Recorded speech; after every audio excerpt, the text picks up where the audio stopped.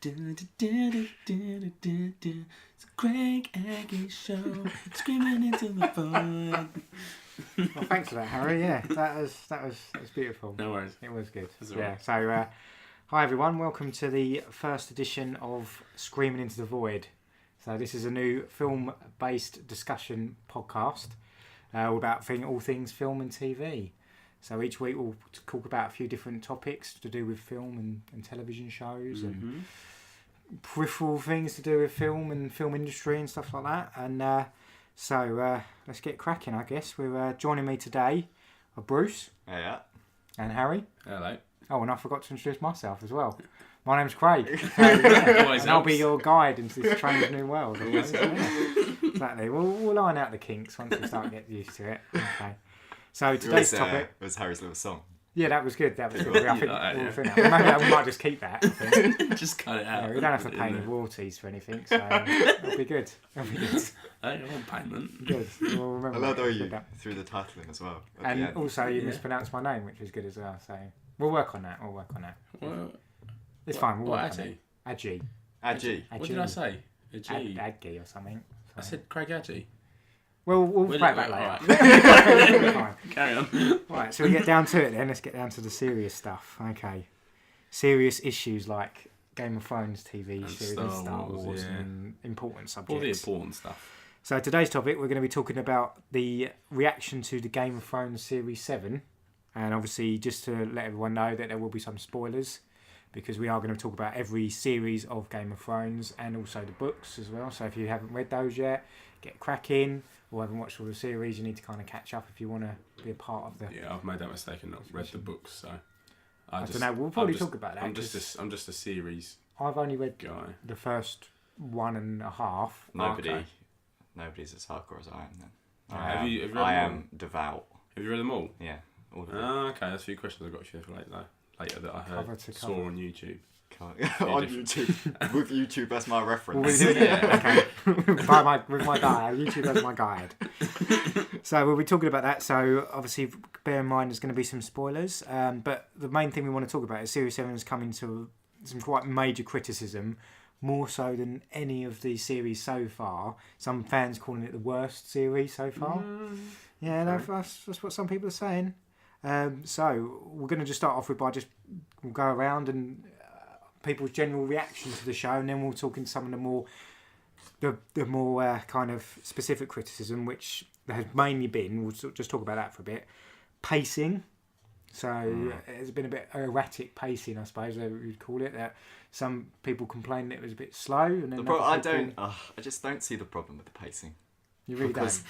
I just think before you had so many characters that you would then just switch between all these like primary characters, secondary characters. But now everyone's dead. Yeah, a lot of people have been called off through the season. So a lot of people. Obviously, Davos and Tyrion went to King's Landing. One scene they're planning it, and then suddenly they're just there, and they just turn up, and then suddenly they're back at King's Landing again. In season 3, season 2, that would have been like over the span of 2 or 3 episodes. Yeah. But there's not enough. I think it's bad writing if you make it. If you extend it out, is it needed? Do you need more scenes of Tyrion and Davos getting chummy together when you already know their character? You're right, there's this middle way kind of, isn't it? There's like, a lot of some shows have been criticised, like things like The Walking Dead, where there's a lot of wheel spinning, like plate spinning for a whole series sometimes, where they say like, right, we're going to go and do this. And you're like, right, yeah, let's do this. But then obviously the writer's like, well, if we do that, that's the end of the series. Walking Dead has a lot of backstory. We'll come up with another reason for them to faff around for a bit. I gave up on Walking Dead. So you're right. Like a certain season, it was just the same stuff every season. I was like, zombies. I think there's only so much you can do with zombies. There's only so many zombies you can see for so many episodes. Like Game of Thrones Series 7 and Series 8. There's only so much you can do with zombies. But yeah, true, exactly. Yeah, I think you're right. There was that criticism of some shows where they're just delaying it to make the series long enough. But then is there the other way of going too fast where you don't have time to really appreciate some of the decision? I know what you're saying, you want to get to it. I think the thing that fans are annoyed about is that there are a lot of characters that are still in even though a lot have died, there's still a load of characters that still weren't shown often enough throughout the season. But sort of like Gendry was in it for about, I think, 30 minutes throughout the whole season, and it was a big trailer about him coming back in, and there was supposed to be this massive thing where he'd come back with his warhammer, He didn't really. and the Hound literally just took his warhammer and told him to run back to Castle Yeah, he didn't Black. really. There was a lot of that where his characters where came back into it. But they didn't make an impact of any sort. No, you're right. He ran a marathon. He ran a long way. Give him that. Was it set up that he was quite good at running, or was it just that he's the youngest? Because they're just like. It's just I the think youngest. I think he youngest was and just sort fittest. of the youngest and unproven battler. So it's like, yeah, you're fast. You run. Battler. Yeah, Is he that was the... battler. It's a technical. Battler. Battler's a technical term. Because Yeah. that's the For thing. anyone who's not the best fighter in Game of Thrones is now the battler. I want to know who those. Yeah. I want to know who those other 3 guys are. There was like the 8 greatest warriors in all of Westeros. Well, the thing is, you always have to have someone the red that's shirts. got to die. Yeah. So we had those 3 guys who were like the wildlings who came with Tormund, and they're like They die by the polar bear. yeah, they died a couple of those. Well, 3 to of be them. fair though, Horace was Thoros. Thoros, okay, whatever. Horace. You knew what I'm about. Exactly, yeah. He got ripped up by the polar You can bear, tell, though, didn't he? You can tell Harry just binge watched it. Yeah. He's not been a 7-year devout fan. Oh no. You got to know who that is, 'cause, yeah. So there's those like the greatest warriors in Westeros and 3 other guys. And then they get killed. And you're like, no, other guy. And then, like, because I've got to show that there's danger. Yeah, because John goes to save him. He sort of looks, maybe no. I want to see a spin-off about those. You know, they do like 7 you said this the about other those day. guys. Yeah. About those guys that we spend like 8 series with these guys and like going through their lives, and they could be like the greatest warriors. They go through the 7 series just about them people. Yeah. Going all the people that were with the main character And then of the we'll season. end it with the same episode with the battle scene in this one. And you see him. Joe, like how you saw. No. Joe, like how you saw when John got killed. Yeah. And like everyone was like, "Oh my god!" It's That's just what it'd be like. that guy at the end, the last one who dies, and it's like that, and you're just like, 8 "Oh my years, god, what about his 8 years, kids and exactly? his And is he ever going to get family? revenge for the guy that killed his father and stuff like that? now he's going to turn into a Nah, white his walker." kids were, you know, the little white children. That's that children- in Hard Home. They killed Oh, them. right, That's yeah. his kids. There you go. And Ah, I then- got you. I'll get. Now, So they're now all the dead. kids So make he's sense. joined them. Fun. So maybe you might be happy about it. Anyway. Anyway, yeah, we're kind much. of getting off the point a little bit, which I think we thought was going to happen. Yeah. Yeah, so the pacing that has been the major kind of one of the criticisms. We'll probably circle back to that, and also this kind of links to the magic teleportation. Now, Well, is that a problem? Because I know the thing is, it's like this realism thing, isn't it? It's like It's a It's not- fantasy. it's the, a world. fantasy the whole show. point about it is that's why they don't show about how many weeks or Weeks. or Did you say weeks? how many weeks later it is. wheeze and poos. Like you don't have like right. The army's coming. Yeah, I'll just Three have a quick poos poo. later. I'll just have a quick wee, and then I'll be there. Yeah, Because that'd be realistic. But it's yeah. like in EastEnders or whatever. You never saw people watching EastEnders, which is what people do in real life. So. Or they never go to the toilet. But yeah, that's the thing. Because obviously it's not real life. But that's why they don't. That's why people like trying to guess how long it actually took for Daenerys to get to Jon and all that. They reckon Yeah. it was like a week or something. 3 Is it- days. when is it like- someone Yeah. worked out? Yeah, is it like is it consistency though? Is it in the other series like when Ned Stark and King Robert in the first series travel to King's Landing? That takes a few episodes, and they say, "Oh, we're on the road for a month." It was a month. Wasn't Yeah, it? Yeah, it was supposedly a month, and they stopping and like having dinner, and they was yeah, talking exactly. And about all Ned that and his stuff. like his bar. So if you set that up as the rules of your world, you have to because- stick with it. surely you Okay. have to stick with it. What more did you want to see then? Walking. I wanted to see them walking for ages. I do understand the argument, but I just feel it's a bit too picky. I know it is. I don't really care about how it jumps to places you don't really know what the time scale is. I get that you've got But to have there's- you're right about pacing. If you're going to have a story told in a certain way, you suddenly can't just. This season did feel faster and jumpier I mean, than previous. in general, you guys liked it, I guess. You I quite liked it. It was definitely the slowest season in terms of action and things like that, but it was more Wheels? informative. Slowest in terms of action. Well, you think about it, how many actually episodes were there was a lot of action in it? There was 3. about Everyone. 3. It's only And there's seven seven episodes. That's nearly half. Exactly, so How it's many less do you than half. It's less than half. But what I'm saying is, in all the other episodes of the other seasons, there's a lot more action than what there was in this season. Nah, Harry, you're wrong. You think I'm wrong? 100%. What do you mean by action? Because obviously they usually just had one big series, big battle episode, didn't they? Like usually Yeah, there episode weren't a lot 9, of they'd have battles. One in every There other weren't, series. there weren't a lot of battles. The only 2 clear battles that was when Jaime's army got ransacked by Daenerys' dragons, and the bit at the end when they fought the White Walkers. Okay. Yeah, okay, no, you're So probably you see right what I on that mean? one. I feel the Casterly Rock battle was Was handled that a really battle? well. It was more like a That montage. wasn't Because- really a battle. It was sort of just I like like that's skirmish. what happened. But to me, you've It- had the Battle of the Bastards, and then we've got this They didn't need this, to this show, dragon attack next episode. Well, the that thing is, obviously they we're not didn't aware need- of yet. They didn't need to show the Castle Rock one No, because Tyrion because was going over his It was plans. it was a happening. plan, and then it was a counter plan, It was a and nice then there was a reversal. counter to that. It was Exactly. a reversal. Yeah. It was to show you what they thought was going to happen, and it was like a last little twist. And like you sort of like, oh, okay, you knew you knew Tyrion was going to have a backup plan for his, but you had no clue that Was them. Jamie had defeated Had a most of his backup army plan. and gone straight to Highgarden. Which was a nice touch when you refer to how Robb Stark beat him in season 1. That He's learned. it is Yeah. a timeline, and we don't just forget about previous seasons and previous problems. I didn't think of that actually. You're right. He's been Because caught in- like that before, hasn't he? You know, yeah, he's been caught and he's learned, and even if it Lesson. is several years later, I thought it was a nice touch. Very good. What was the other some of the criticism? Like this is something that I've kind of been quite passionate about is the lack of intrigue, the lack of kind of political intrigue. It feels like a slightly different show now. We've reached a point now where it's a story with a beginning, a middle, and an end, and we're now at the end. We now have at the end of season 6. You had Jon as king in the north, you had Daenerys who was coming over their army, and you had Cersei who had conquered King's Landing. So you have your 3 leaders, and now they're going at it. And I feel like you have to appreciate that everyone now is under some form of banner. Yeah. Everyone else now owes their allegiance to someone. Especially- And we've reached the point at the end. If we had more political intrigue and people backstabbing each other and killing each other, Yeah. when does it end? When do you call Well, it? Yeah. When do you call I it thought enough? It was really quick of how they killed off the Sands.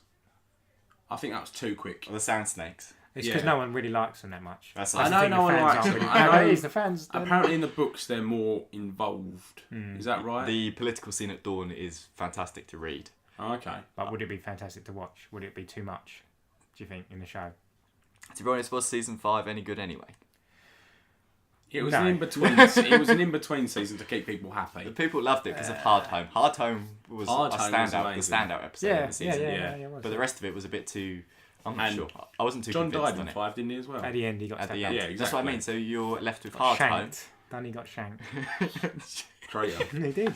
John being He got stabbed Little up. thing by little Ollie. Yeah, wrecked him. Well, it is basically a Most prison, hated kid. You say, like, obviously, this is the third act now, so things have kind of got to get more focused. Especially if we've only got 6 episodes left after this one, Yeah. another 7 possibly. So things have got to get more focused. So the lines have got to get a bit cleaner. So you're right, we can't just keep blowing up. I just feel it's losing some of what Game of Thrones was about, and it's becoming a more simplistic battle show, like a war show. Yeah, I know what you mean. Was before. I think the reason I always like Game of Thrones is the theme that I'm really interested in is Taking people. what one makes way. a good person. I think that's what a lot of it's about. What's doing the right thing. So Ned Stark does lives honourable life. He tries to live his life by a code of honour and do the right thing for Gets what he beheaded. thinks right. Gets himself beheaded and plunges the country into war, like Yeah. civil war. It is basically kind of Ned's thing. fault was Tywin Lannister is a bastard, like an absolute ruthless, like isn't he? Like he can be a But he ruthless, turns. but he gets peace through fear and through manipulation and things like that. Well, But- it was the Battle of the Blackwater, wasn't it? Which turned him into the person he is now. Because we got to talk with Tywin. We're talking about. I was talking about. Daddy, you're on big, about. I thought you said Tyrion. Big Daddy Lannister, yeah. Oh, I thought you were Charles talking about Tyrion. Dance. Where Oberyn is a classic example of a good person. Is he? Cocky. Is he? That's what I was thinking. I think Actually, this is Oberyn No, well, good intentions this that is- resulted still in him this dying? this is one of the things I think is interesting about the show before, and now it's kind of get less interesting. Is these characters who have got shades of grey. But with Oberyn, well, I think because the thing is, he's almost like the classic hero. He was my favourite character because he's like the dashing, charismatic, swarthy, him. like Latino guy, isn't he? Like you think he's cool, and he's yeah. got, and you feel like he's got justice on his side. Like he's going to avenge the rape and murder of his sister and her children. He's like niece and And- nephew. Is that your Oberyn impression? Do it again. Do it again. Goes, killed my. You killed my sister. You raped her. You murdered her. You killed her children. That guy.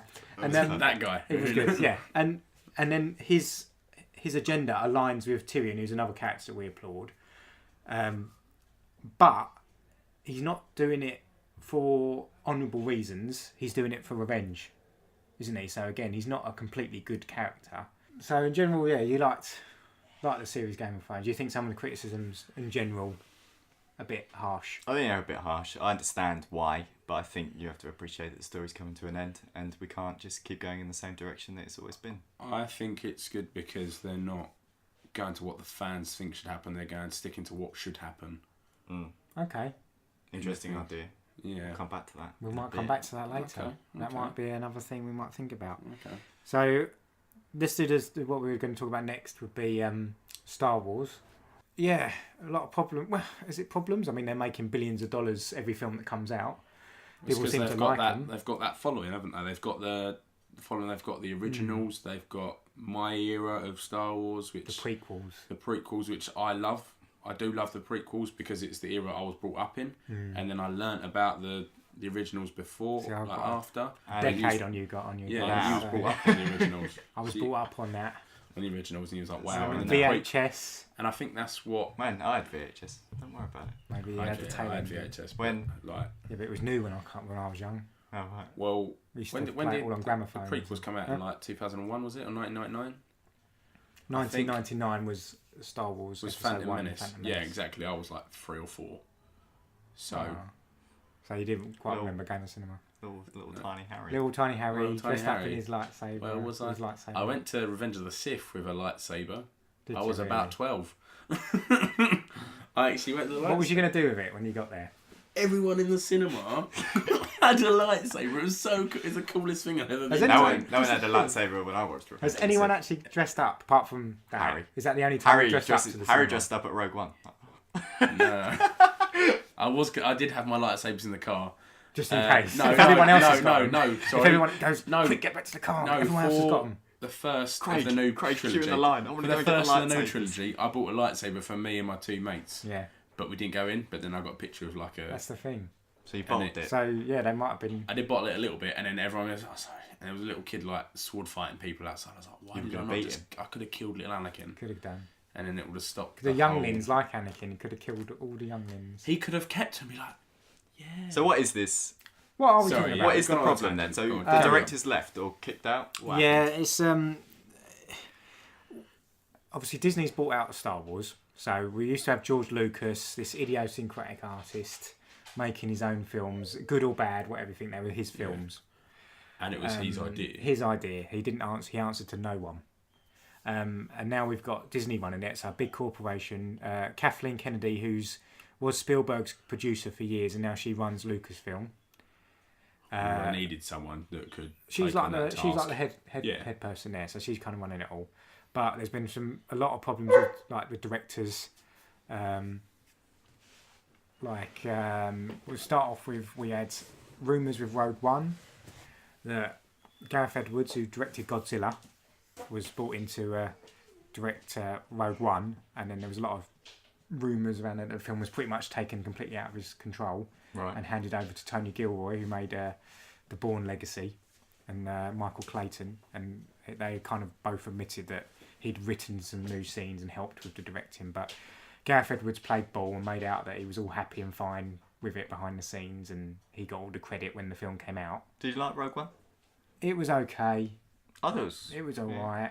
It was fine. I felt a bit lost to start with in Rogue One. It did jump about a lot. I think you're used to a certain Star Wars format, and Rogue One kind of. It was jinxed because they out. didn't have like the crawl and all the Star Wars music, and And you sort of knew what happened, I suppose. it was weird. And it's like with the music itself, like the music was kind of like Star Wars music, but obviously I didn't want to use the real Star Wars music, so it was a bit odd. And then Trying to find a happy medium. it was kind of like, so it's legally like, Allowed. Allowed. They didn't It's pay like their when you royalty watch- fees either, so Exactly. they got Harry to. it's like when you watch something and they've obviously like just changed the music just enough so they don't get sued. But and then the biggest problem, I mean, the biggest disaster they've really had was actually filming for 5 months on Han Solo, the spin-off movie, with directors Phil Lord and Chris Miller, who've had big hits with the 22 Jump Street movies and what's the other one? Lego Movie. Right. So they're quite big guys, hot directors who've had some big hits. with their own kind of very kind of crazy, zany comedy stylings. They directed a Han Solo movie for 5 months, was sacked during production, and now Ron Howard, who's directed Backdraft and Apollo 13, quite a major director, and Beautiful Mind, he's been brought in to reshoot the whole movie, it looks like. He's more of a serious director though, isn't he? Yeah, which is the tone they wanted apparently, but why did he go originally in for... That's what we were saying the other day, wasn't it? Why go for 2 guys who are famous for their improvised comedy, crazy comedy films, unless that's the tone you wanted to go for, and just to tell them that they have to do a more serious film? Sounds odd. Is it That's why Disney's fault? That's why Disney have got too much money to play with, because they're able to do that and still have the budget to make the movie. Maybe. If they had less money, they wouldn't do that. So who would you have direct the last movie then? Or who is directing the last movie? Well, now, because... it's AJ, isn't it? It's AJ. J.J. Abrams. He's back after doing Star Wars The Force Awakens. He's come back to kind of rescue it sounds like, the way that they're telling the stories, that he's come back to write and direct the last one, because Colin Trevorrow, who directed Jurassic World's been sacked before production, even though he's been attached for nearly 2 years, obviously working behind the scenes on the movie, again due to creative differences. So apparently. This is the problem. Is it even being made with any heart and any guts? Because you're not keeping directors who, actually want to pour themselves into the film and have their own artistic flair and create it. It feels like it's being tailored to suit the needs that Disney, the Disney want, the Disney require. And I know you have to hit certain expectations, but there was a good analogy I saw on like a YouTube video, and I can't remember who did it now. It was talking about Fantastic Four movie when that came out, and Josh Trank, who made Chronicle, was hired to do Fantastic Four, but basically had the film completely taken away from him because it wasn't the film they wanted. Right. And their analogy, the guy who was doing this video discussing it, said it was about, you've bought a house and you hire a painter and you decide, before, like an interior decorator, and before you get them to decorate your house, you both agree on what you want. Right. You say, I want green walls.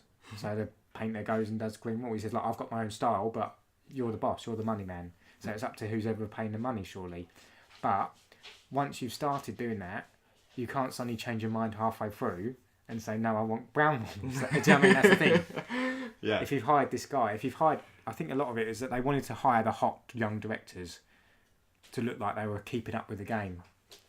And so they hired Phil Lord and Chris Miller, and they hired Colin Trevorrow to hit big with Jurassic World. Could anyone have hit big with Jurassic World, or did he do a good job? There's a lot of criticism about the film. Because I didn't come out feeling Jurassic World was great. It's a good film. It wasn't a great Jurassic... Do you know, I just feel like Chris Pratt played like 3 different types of personality. He was the funny... He was like funny Joker. He was like he was basically Han Solo through the trilogy in that one film. In one film. He was. He even dressed like him. That's who he was. Is that like, I'm a funny guy, but I'm also an ex-Marine or whatever it was. It was weird. He was a bit of everything, wasn't it? And it changed quickly. Like, it's bipolar. So, on to our final thought of the day. Bruce, you've got a final thought for us, haven't you? So, do you think fan service is becoming a problem for larger studios and productions? Ah, so that's what you've said. There's a theme. I was jumping the gun, was I? Okay. No, this is why we have to keep information from Harry, because he gets a bit too excited and blurts out all the later stuff at the we like at to the beginning. Spring the theme on it. It's like a good film or a good show. You don't realise until the end. You're like, that's what it's all about. So fan service is something that people are complaining about a lot at the moment in the old YouTubes and the interwebs. Yeah. People are giving it a bit of a dig. Are they just being a bit too harsh? Craigie, what do you think? Well, it depends what you mean by because fan service. Because a lot of people, it depends what you want from a film. Because I think the problem with a lot of Hollywood product these last few years is like we were getting at with Star Wars. Is they're trying to give the fans what they want, but people don't know what they want. If someone was to say to you, what kind of film do you want to see? I want to see a film where Chris Pratt is cracking jokes all the time, but also saving everyone, and also cool. And I don't want him to have to do anything. I don't want people to say that Chris Pratt's not a good guy, but that's not a story. Right. And with fan service, it's like, again, we're going to Game of Thrones. Yep. That oh, I want this to happen. I want Jon and Daenerys to get together, and I want all this stuff to happen. So films aren't product; they're art. So the filmmakers should have their own themes and ideas that they want to bring to the audience, and then it should totally surprise the audience. Or it's like this. David Cronenberg, one of my favourite filmmakers, says. He says when you watch a film, it should seem totally surprising, but then the audience should say that's the only way it could have turned out. That had to be that way. Because if you're doing fan service, then it's almost like you're trying to make a product, like almost market research. What do you want to see in the next Star Wars movie? Do you think, Harry, there's too much fan service now? Well, yeah, of course there is, because there's so many fans about there. There's more people every time watching films. There's people getting older, watching more films, understanding films, and they want their own versions created. And there's all these different types of fan bases, and the people are too busy trying to please the fans.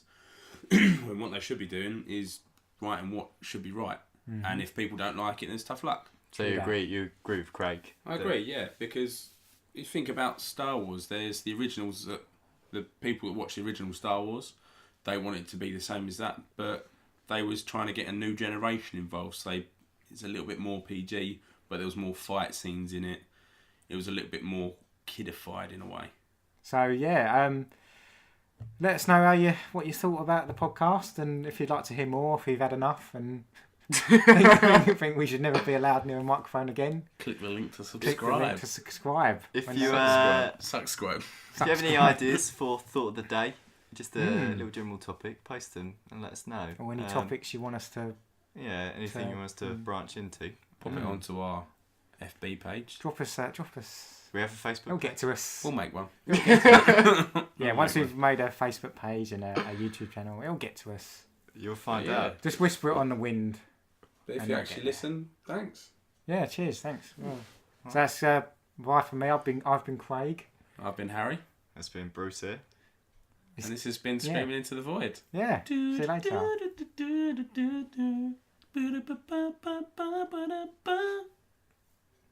Boo-boo.